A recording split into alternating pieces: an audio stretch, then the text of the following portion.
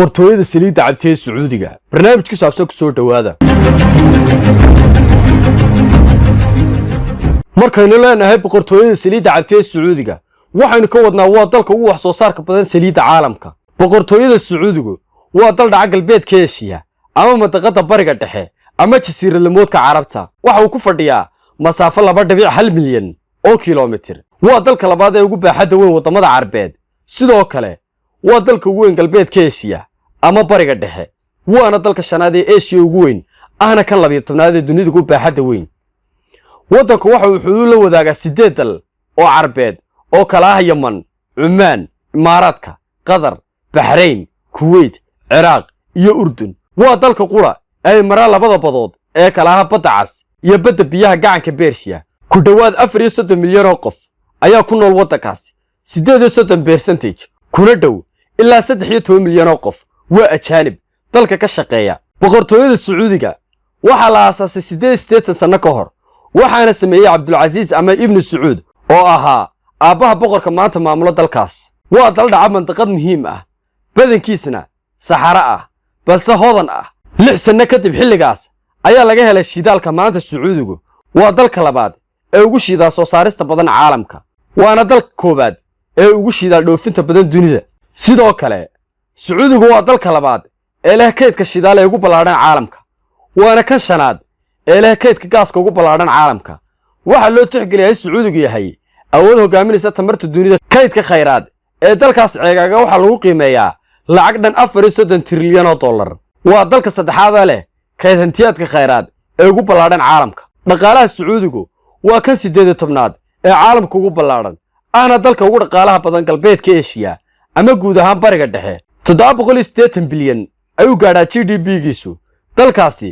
dakhli sanadeedka soo gala Sacuudiyaanka sanadkii waa 450 oo dollar celcelis ahaan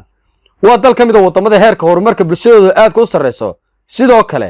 dalku waa mid ka mid ah wadamada nidaamka warshadaha ku horumaray ee G20 loo yaqaano shirkadda shidaal soo saarista u qaabilsan dalkaas ee Saudi Aramco waa shirkadda ugu qiimaha sareysa caalamka ahna tan soo xareysa hantida ugu badan sanadkii waxay maamushaa kayd shidaal oo gaaraya 277 bilyan oo foosto korna wuu dhaafaya waana shirkadda ugu shidaal soo saarista badan caalamka hantida ay soo xareysay waxay kor u dhaafaysaa 1 trilyan oo dollar sidoo kale Sacuudigu waa dal dhanka ciidamada kharash aad u badan ku bixiya kaasoo xulafo la ah galbeedka waa dalka saddexaad ee kharashka ugu badan ku bixiya ciidamadiisa sanad walba 3 bilyan oo dollar ay ku baxshaa sidoo kale waa dalka ugu hubsoo iibsashada badan dunida daawade waa cajiib boqortooyada saliidda cabta nidaam ahaan waa dal boqortooyo ah oo islaami ah waxa maamulo dalka hal qoys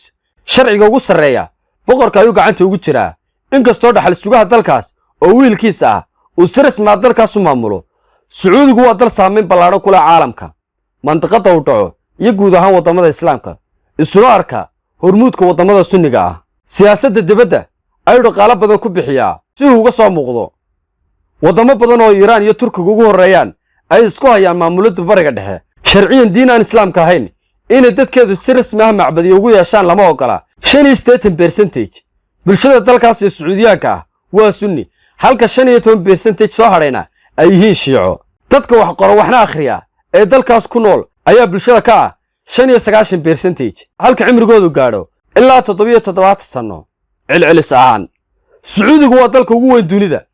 wadamada aan wabiyada lahayn dhanka waxbarashada dalkaas jaamacadaha ugu tayada sareeya Aasiya ayaa ku yaal oo qayb ka mid ah boqolka jaamacadood dunida ugu fiican qaabada barnaamijkeena ku saabsanaa boqortooyada saliidda cabta ee Sacuudiga haddii aad wuxuu ka faa'iiday fiidiyoga like saar share gareeyo. Assalaamu calaykum.